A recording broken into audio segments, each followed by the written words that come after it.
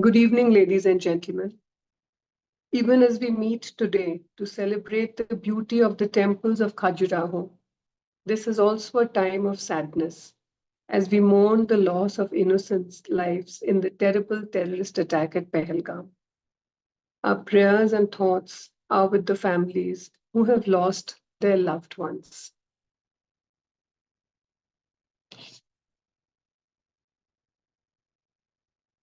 Good evening, ladies and gentlemen. It gives me so much pleasure to welcome all of you on behalf of India Habitat Center and Professor Benoy K Behl. Today's talk is the 43rd in his monthly series, Glimpses of Culture. The corpus of surviving Indian art is enormous. It covers 5,000 years of living history. This treasure is spread about 3,000 kilometers from east to west and more than 3,000 kilometers from north to south. Therefore, it has been a daunting task for art historians to see the art of India in its perspective. Usually, fragments of this history have been looked at and studied in comparative isolation. That is where the single-handed widespread documentation of Indian art by Professor Behl is invaluable. Through his vision and analysis, we are able to see each section of this great treasure in its wide perspective. We are also able to trace the developments of this artistic tradition over the centuries, as well as to see its deep links with philosophic heritage. He is the person who for the first time photographed the 5th century Buddhist paintings of Ajanta in their true colors and details. His book, The Ajanta Caves, has been in constant reprint for over 25 years and is among the most widely read books on Indian art history in the world. His recent book on the art of India in 2 beautiful volumes is already in its 3rd print run. Today, he takes us to one of the grandest temple cities in the history of the world. The Khajuraho group of temples present a peak of grandeur in the art of temple building in India. They are visited by a large number of tourists who often misunderstand the purpose of the beautiful sculptures on their walls. Here is where we need the perspective provided by Professor Behl to join the dots and see the temples in their true light. Ladies and gentlemen, Professor Benoy K Behl will speak to us about Ecstasy in Stone, Khajuraho. I thank you for your attention and over to Professor Behl now.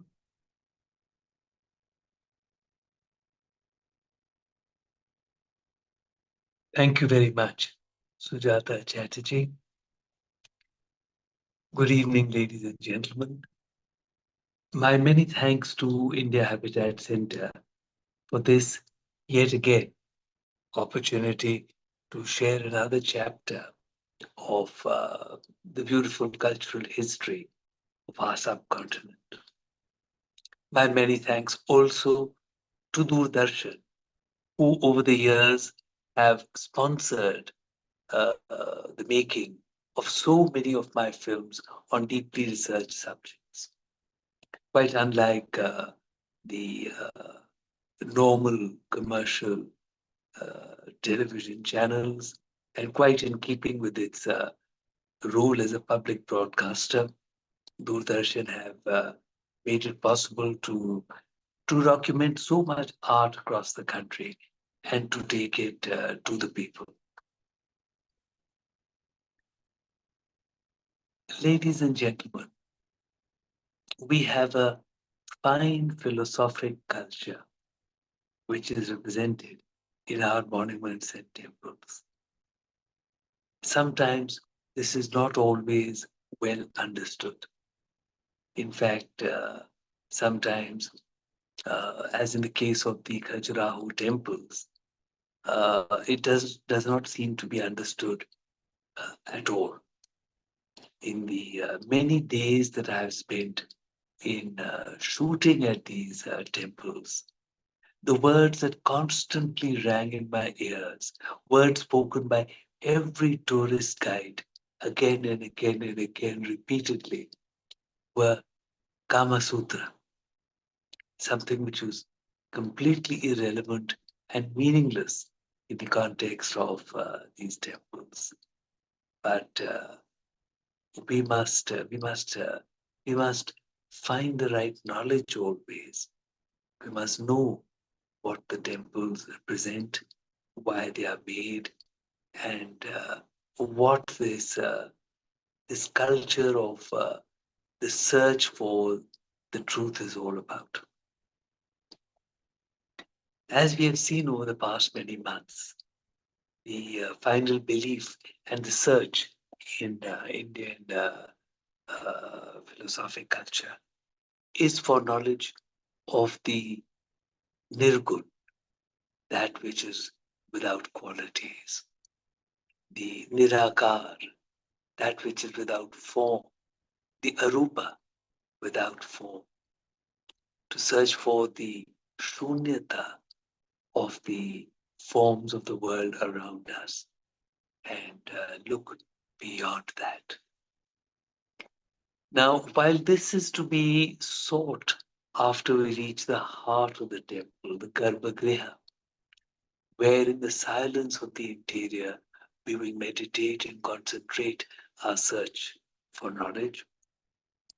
Before we reach there, we circumambulate the temple, and on the outer walls of the temple are made all the activity of life, all the fruits and temptations of the world with which we are surrounded every day. So that which is familiar to us, that which our life is all about, in every way is presented to us on the outer walls of the temple. We see them here, and we see them here in the context that all this we wish to leave behind to be able to search for that which is beyond.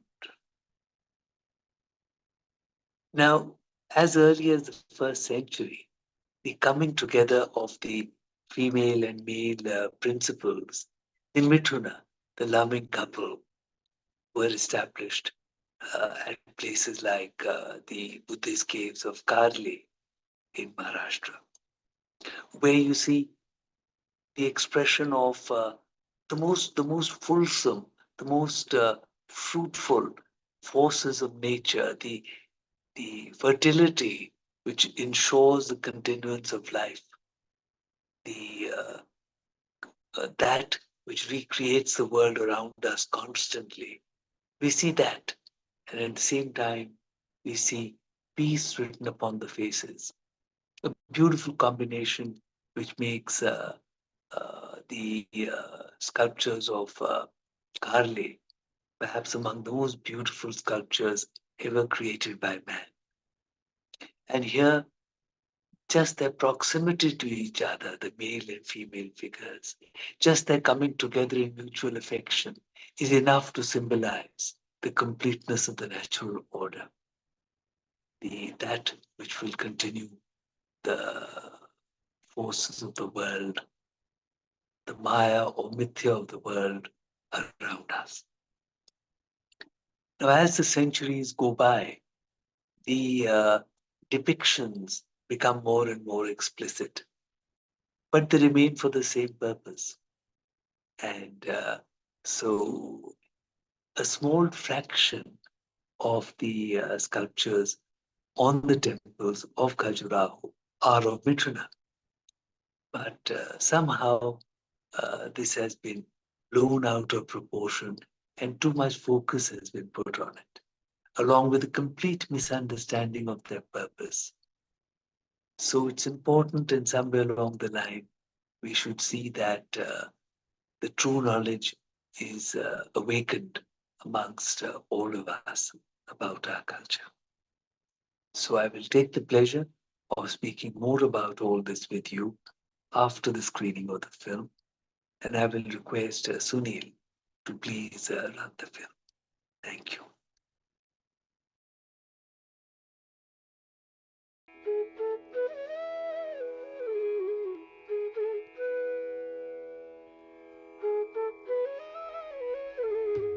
In the 10th century, the Chandela dynasty rose to power in the ancient land of Vatsa in central India. This region, later to be known as Bundelkhand, had a long history of temple building and art. It had witnessed the making of the Bharut Stupa with its sculpted railings in the 2nd century BC.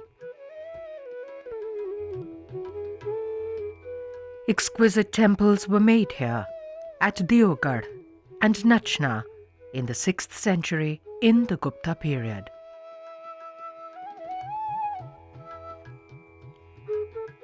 In the 9th and 10th centuries, the Chandela dynasty was well established in this region, and there was peace and prosperity.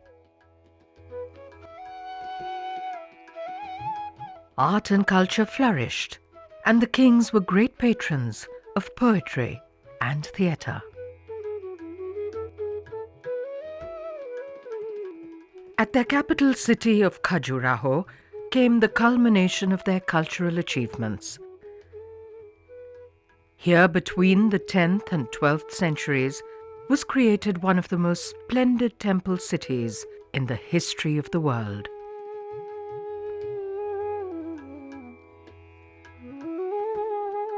The temples of Khajuraho form a strikingly homogeneous group and were all made within a relatively short period of time.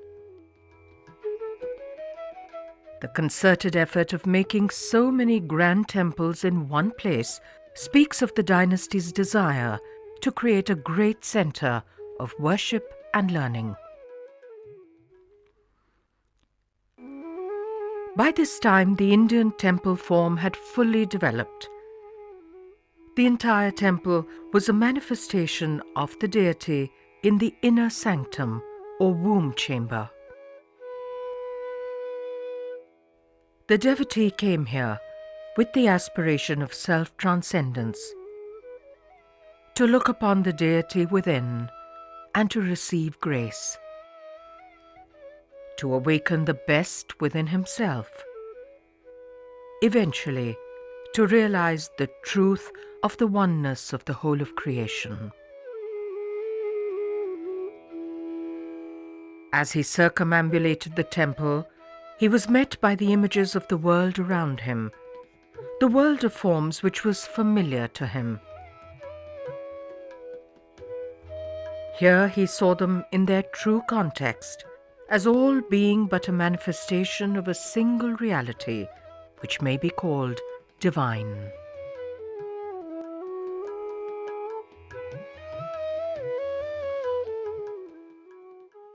One of the things that most excites me about Indian sculpture is the sculpture that was made as part of the symbolically rich and incredibly powerful Indian temple form.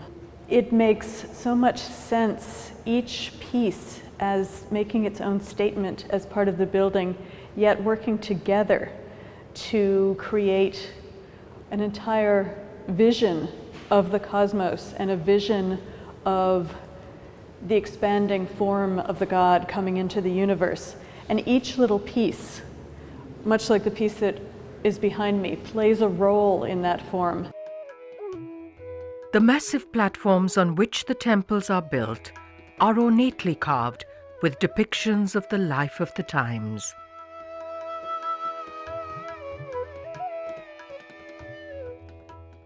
An interesting detail of men carrying a stone immortalizes the anonymous workers who built the temples.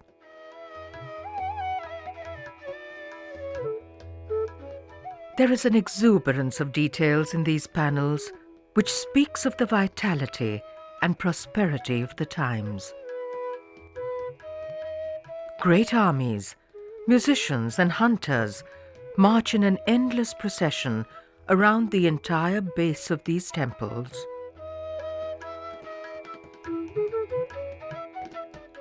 These moments, frozen in stone, are also valuable as they are the only visual record of society then. The response to the beauty of the world has always been regarded in Indian philosophy to be a stepping stone towards enlightenment. It has been believed that the perception of beauty is a view of the grace which underlies all of creation. Thus, the depiction of beauty has always been a dominant theme for the Indian artist. Since earliest times, the auspicious figure of the woman has been one of the main vehicles for the communication of this grace. She has also symbolized the fertility of nature, which ensures the continuance of life.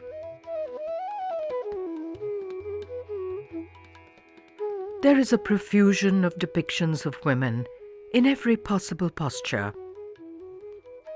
They portray the rich abundance of nature and the joy of life. It is a celebration of woman in her myriad moods and moments. Writing a letter, applying kohl to her eyes, drying her hair, playing with a ball, looking into a mirror, painting her feet, pulling out a thorn. Woman, innocent, coquettish, smiling, infinitely beautiful, depicted in a wealth of detail, sharply etched and chiseled with consummate skill.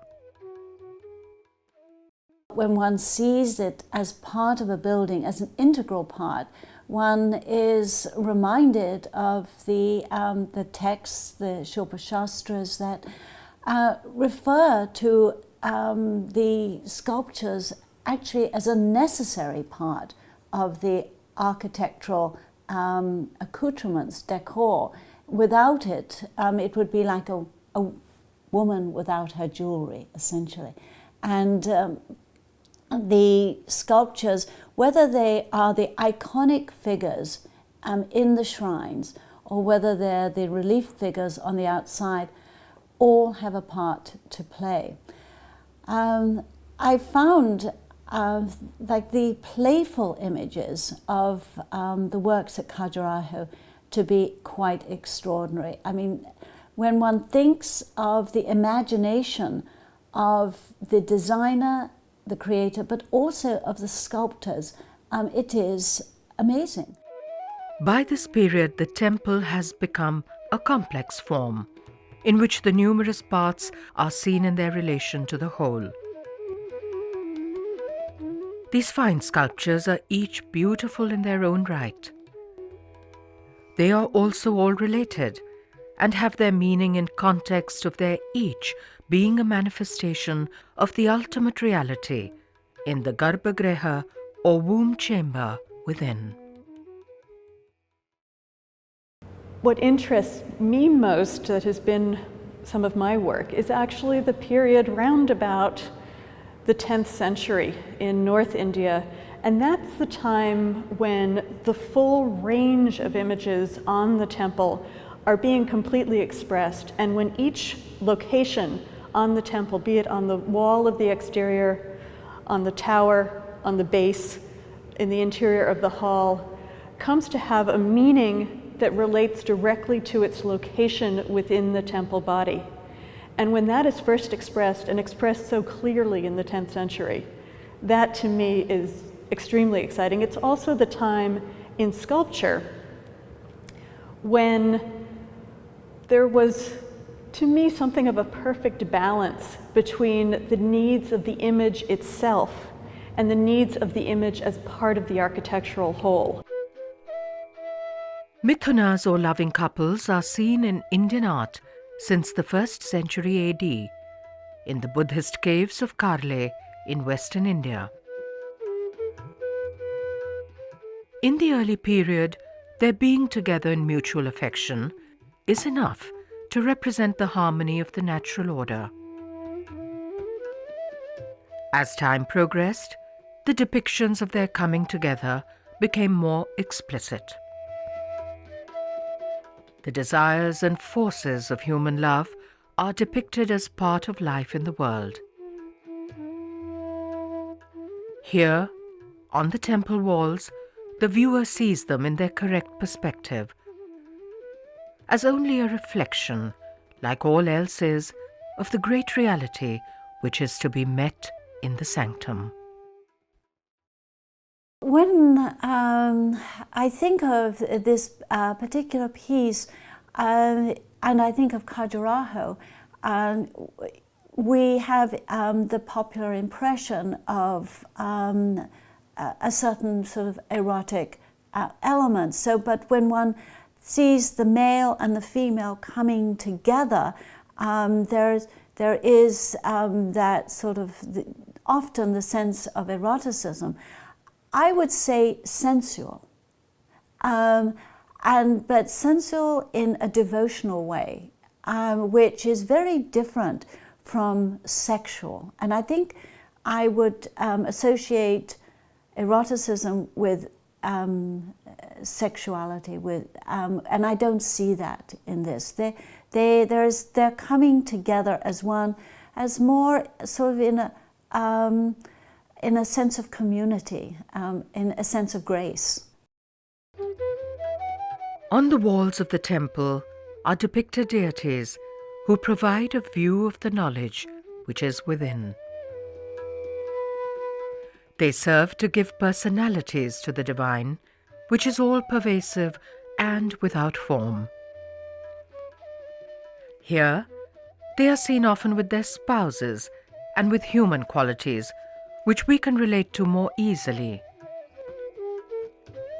Myths and stories are made around the deities, which capture the imagination of the devotee and explain the truth to him in many ways.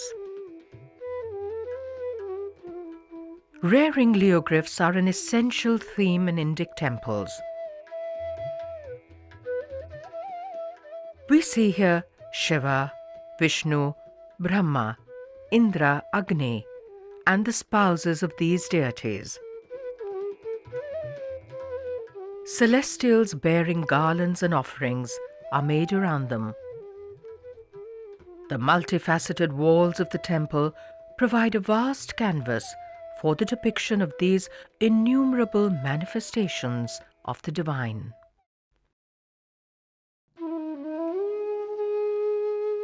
The Lakshmana temple, completed by 945 AD, is one of the early structures at Khajuraho.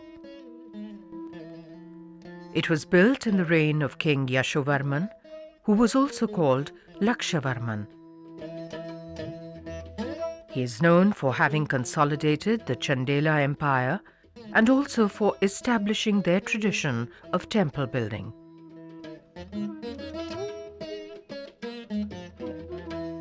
The shikhara of the temple is flanked by a number of smaller replicas of itself. These create a clustered effect similar to that of mountain peaks.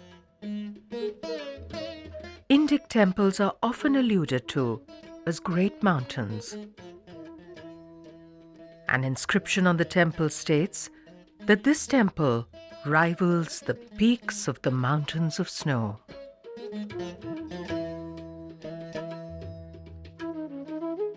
In the plinth of the Lakshmana temple is the victorious celebration of Yashovarman's powerful armies. An inscription reads, "He easily conquered the Kalinjara mountain, the dwelling place of Shiva, which is so high that it impedes the progress of the sun at midday."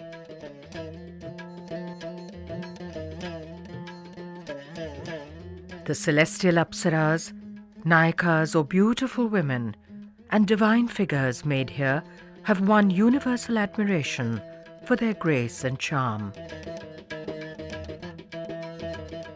There is a sense of activity which fills the sculpture of this period. Yet, amidst all the movement, the faces are serene. The figures are made very three-dimensionally and are sculpted almost in the round. The effect of the sunlight and deep shadows fills these depictions with vitality. A fine quality of sandstone has been used here, which is very responsive to the chisel. The artists were able to capture minute details of ornamental jewelry and elaborately coiffed hair. Extolling the beauty of the Lakshmana temple, an inscription says, "The inhabitants of heaven, when they meet together at festivals, are filled with increasing delight and are struck by wonder at the sight of this temple."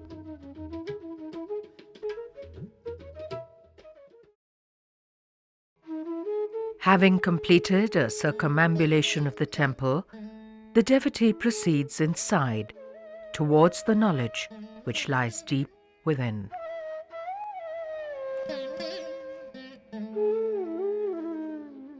In the profusely ornamented Mahamandapa or hall, the beauty of Apsaras and other celestial beings welcomes the devotee on his journey. Windows are made high above. These provide a little light by which the exquisitely carved pillars and ceilings are seen. The ambulatory path surrounding the shrine is adorned with celestial attendants and representations of the many incarnations of Vishnu. In the sanctum or garbha-griha of the temple resides the Lord Vishnu. The image is of Vishnu Chaturmurti, which is the form which was very popular in Kashmir then. Under a canopy in front of the temple stands a monolithic Varaha Avatara of Vishnu. Exquisitely finished, the Varaha has 674 figures carved on his body.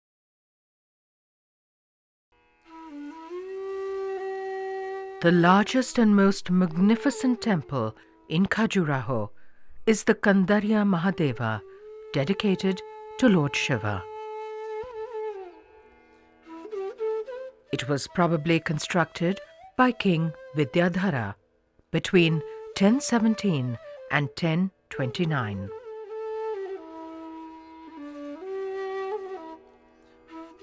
The towering Shikhara, with its subsidiary replicas clustered at varying heights, presents a grand analogy to Mount Kailasha, the abode of Lord Shiva. The temple is over 100 feet tall. Its monumentality is in keeping with the trend in all parts of India at this time. The grandeur of the Lord and of the kings who worshipped him is also presented in the roughly contemporaneous Brihadeshwara temple in Tamil Nadu and the Lingaraja temple in Bhubaneswar.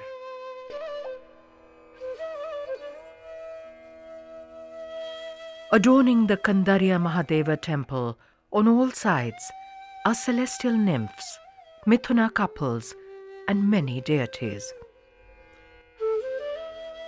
Over 600 figures are carved on the exterior of the temple, and more than 200 are made inside. 5 kilometers from the village of Khajuraho is the southern group of temples. The Chaturbhuj here is a magnificent temple of the beginning of the 12th century. The finely sculpted figures transport us to a realm of grace, providing an ordered view of the world around.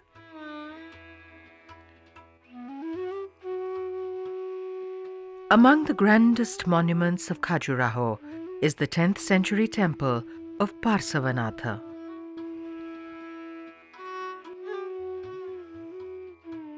According to an inscription found here, this temple was built soon after the Lakshmana and its beautiful sculptures have a striking affinity to those of the Vaishnava temple.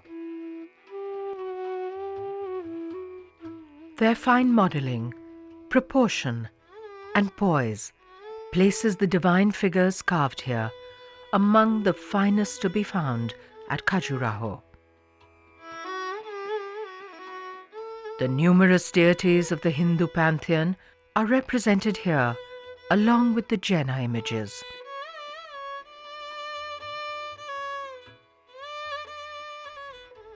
Next to the Parsavanatha stands the temple dedicated to the Jaina Adinatha. This is a smaller temple of a later date, but it is most beautifully sculpted. The temple is girdled by 3 bands of sculptures, including some charming Nayakas. Here again, we see images of Hindu and Jaina divinities.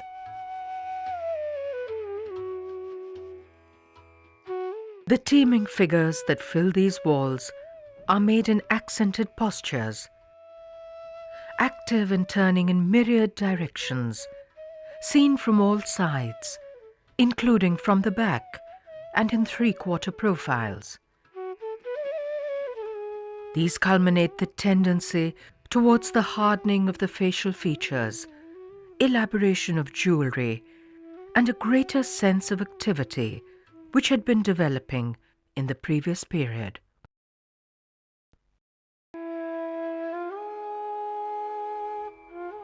There is a profusion of Hindu deities, which are made in the Jaina temples here, and even as far away as the Buddhist temples of Nara in Japan.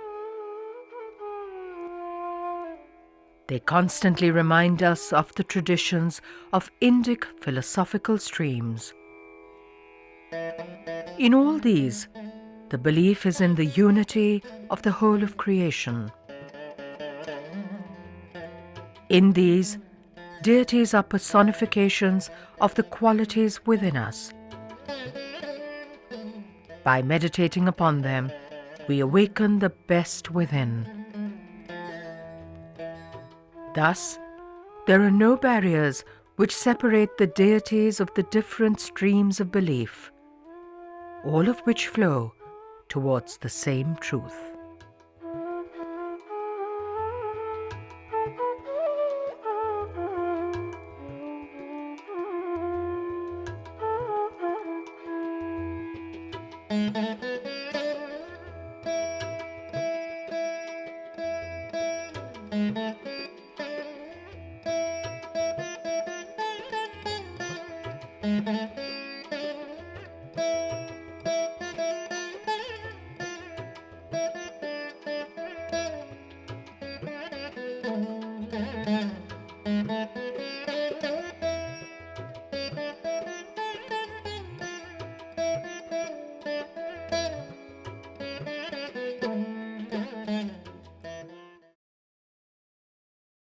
What a magnificent temple city this would have been, with 85 temples, grand temples, so beautifully sculpted temples, and all of them to catch our attention, to take us away from our concerns of the material world, to show us everything that there is in our material world as a part of what is divine. And finally, to take us on a path where we can leave behind all these fruits of the earth to concentrate upon a search for true knowledge. What a magnificent city which represents a search for knowledge. How absolutely wonderful. There is nothing really to be found which is erotic in ancient and early medieval Indian art. In the Indian philosophy of aesthetics, our response when we see something beautiful is akin to Brahmanand, or the bliss of salvation itself. For in that moment, the veils of illusion are lifted, and we are seeing the grace which underlies all that there is. And therefore, there is so much beauty in so many forms which is presented before us. The beauty itself is a path which leads us forward to leave behind the confusions, to develop a sense of grace, and to move on. So the concepts of the erotic in ancient Indian art are only constructs of the modern and near-modern period. It's wonderful to see here the temples, for instance, the Jaina temples, and to see the number of Hindu deities which are so beautifully presented in these. Reminds us that some of the earliest representations of Hindu deities, the earliest representation of Lakshmi, the earliest representations of Saraswati, and so many others are to be found in early Jain and Buddhist monuments. And so there was no such division between religions in ancient times. It is all part of a philosophic path, all of it in a very logical and scientific way which was worked out to lead us towards divine knowledge, to help us realize that there is the divine in all that we see. So I'll be very happy to answer any questions if you have. Please put them in the chat box and Sujata will read them out to me. And I would like to thank Sujata Chatterji, who makes it possible for me to do all that I do. Thank you.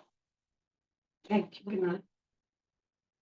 Before I get on to the comments or the questions, I'd like to take this opportunity to invite all of you to our next screening, which is going to be on a Saturday at 6 o'clock, and the date is going to be 10th May. So that's 10th May, Saturday, 6 p.m. Filigree in Stone is the name of the film. It is about the exquisite temples of the Hoysala period, which display the finest and most delicate craftsmanship in their sculptures. So please do mark it in your calendars. We would love for all of you to be with us. Thank you so much.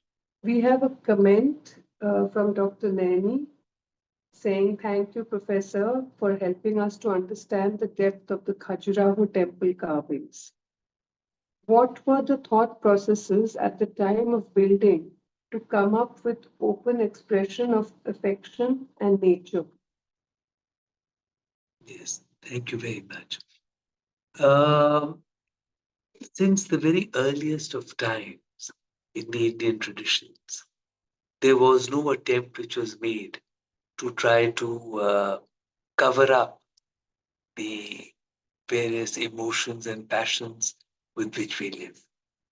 So right from the earliest of rock cut temples onwards, you see this expression of our activity in the world of every kind, including our akarshan, our attraction to each other, including the coming together in love of men and women. The only thing is that it is pointed out to us that all this is only a reflection of that which is eternal.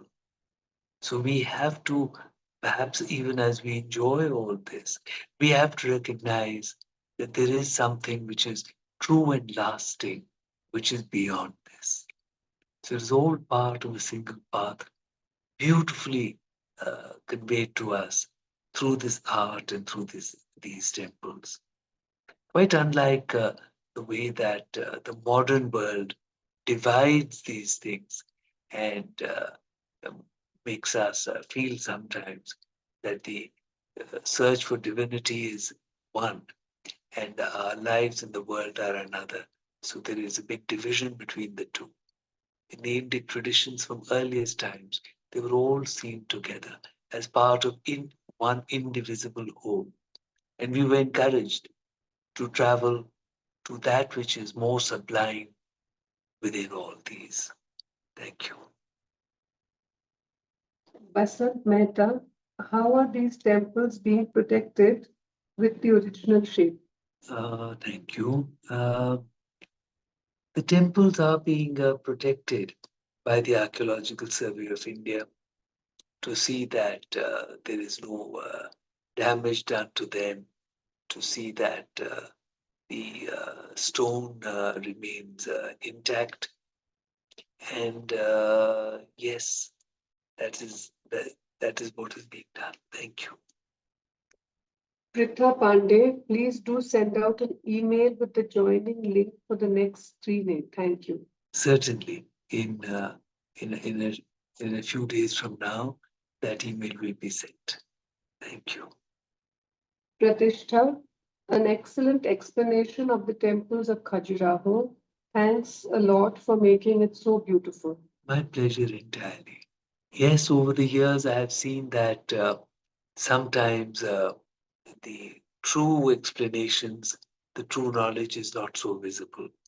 In fact, sometimes our tourism trade also does not make enough effort to understand what is the truth behind the monument, its message, its what it has to teach us, and does not therefore help us to appreciate and enjoy its true beauty and to learn from it. So I remember once when I was representing India at a ASEAN India meeting in Myanmar, there was another gentleman who was representing India with me, and he was the head of a tourism group which owned some of the most important hotels in the Buddhist sector. And he had absolutely no idea that, for instance, Kashmir, the Valley of Kashmir, was one of the greatest centers of Buddhism in India and in the world in its time. So it is sometimes quite amazing to see the lack of knowledge with which we can sometimes function.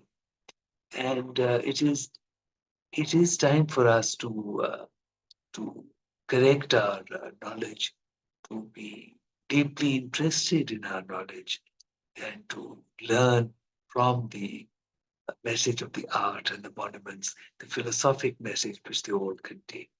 Thank you. Hira Ballabh Joshi, some of the figures do have erotic content. How do you see this, please? Thanks. Thank you for the question. I would like to point out to you that erotic means something else. Erotic is something which arouses your desires, which leads to restlessness and which leads to confusion. Examples of ancient art, if you have them in front of you, you keep them in front of you, you look at them constantly. And there is a sense of grace. They make you feel more peaceful and happier. They do not lead to the arousal of passions and to such discomfort in the world. So therefore, this is something to be looked at. In fact, the whole purpose of the art is to take you away from the doings of the material world. And the great challenge for the Indian artist, which he meets so well, is to use material and to use material beauty in front of you, to help you transcend the material, to help you transcend the beauty itself, to take you on a path which is beyond the beauty. So it is beauty, yes, the presentation of beauty, yes. It is the presentation of the beauty of form. It is a presentation of the beauty of the woman also, presentation of beauty of the man. But it is a presentation which is not, it is not even in tune with optical reality. It is a presentation of the grace and the essence behind it, something which helps you to see the beauty and yet transports you beyond the beauty to the essence. And this is the marvelous thing about Indian art. Thank you. Dinesh Verma, Benoy, are these sculptures not depicting an alternative path to enlightenment that Osho explained in his book, From Sex to Superconsciousness? Thank you for the question, Dinesh. There are different ways in which different thinkers have expressed themselves. But the point is that this is the presentation of the grace which takes us beyond the ephemeral forms of the world. The ephemeral forms, our attachment to the ephemeral forms, our akarshan to the ephemeral forms, constantly leads to confusion and unhappiness and turmoil. And here we are seeing the essence of that grace, which awakens a grace within yourself and helps you to transcend the material world. And that is the great doing of Indian art. And you will see the presentation of so much beauty. And you look at the faces are serene. As I was pointing out, right from the presentation of the Mithuna at the Karli caves onwards, there is so much of the vigor of the fertility of the world which is presented, the sensuousness of the world which is presented. Yet, when you look at the faces are serene. They take you beyond all this. And that is the purpose of the temple. That is the purpose of this art. Thank you. Happy Srivastav, are there any Khajuraho temple built on Bhumija style? I'm afraid I'm not able to answer that. Thank you so much. Dr. Naini saying thank you to you. She had asked a question and you answered it. Thank you. There don't seem to be any more questions. Would you like to share with the group about our YouTube channel where they can find the recording? Yes, there is a YouTube channel on my name, Benoy Behl, and we put the recordings of these events onto that channel. So if you would like some of your friends to see the films, or sometimes you may miss a film, you could go to that channel and see them. More comments and questions. Dinesh Verma saying great answer. Thank you. Rashu Seth, do we know about the sculptors and builders of these temples? Were they local or came from other parts or artistic styles of the subcontinent? Also, is this depiction of male or female union limited to Khajuraho? Well, to answer the last part of the question first, the depiction of the coming together of the male and the female is something which has been going on since the very earliest of Indian art. As a matter of fact, as mentioned before we go into the sanctum sanctorum, when we approach the early rock-cut cave temples, or we approach the later structural temples, the outside walls present us all that there is in life. They present us the fruits and temptations of the earth. They present us the world of our passions. And here, as we circumambulate, we go around, we see all this of the world, and we see this as a part of what is finally divine. And we see all this attraction as something which we will have to leave behind if we want to go inside and search for the peace which is to be found deep within us. So therefore, from the very earliest of Indian art, this depiction both of the beauty of the world and of the coming together of the male and female principles is shown on the temple walls. So it is not just Khajuraho, but it is everywhere. It is just that as the centuries proceed, the coming together becomes shown in a way which is more and more explicit. And in the much earlier depictions, it is a more subtle coming together, but it is a coming together nonetheless. And Indian art and Indian temples have never tried to hide it from us. They've always faced that this is what life is about. And these are parts of life that you have lived and enjoyed. But if you want to search for that which is eternal and lasting, that which is beyond old age and death, then you must search and look beyond. Thank you.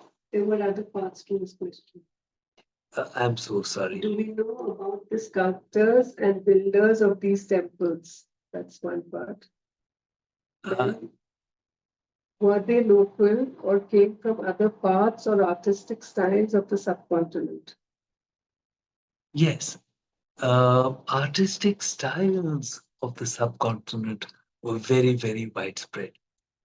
As we mentioned, in fact, in this film also, it is by the end of the 10th century, the later temples, as we see them coming up at Khajuraho, it is at the same time that far south at Tanjavur, we see the creation of a vast temple, the Brihadishwara temple. And at the same time in Odisha, we see the Lingaraja temple coming up. So styles and presentations of art and temples are spread right across the subcontinent.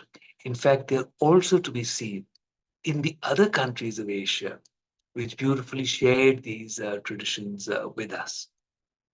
So, detailed styles, the very presentation of the size and shape of the temples, all this is shared and is seen happening practically simultaneously in all parts of the subcontinent and across so many countries of Asia. And we have every reason to believe that the artisans are local artisans. Wherever we find reference to artisans, they turn out to be local ones, and they all seem to share the great traditions. And yes, thank you. Dr. Naini, can you please comment on the human and animal affections depicted on the walls? These are it reminds me of the Borobudur Stupa, where the lowest sections of the circumambulation present us the life of passions in the world. So the outer sections of the temple present us here the life of passions in the world, passion of every kind. And then gradually, as you see this, as you accept that this is what I have around me happening in the world sometimes, you are able to prepare yourself and look beyond. So you look beyond here in the temple and you see the deities who are the personifications of the grace, the beauty, the wisdom, the energy within yourself, with which you will face the demons of your ignorance. And then finally, you go beyond the deities.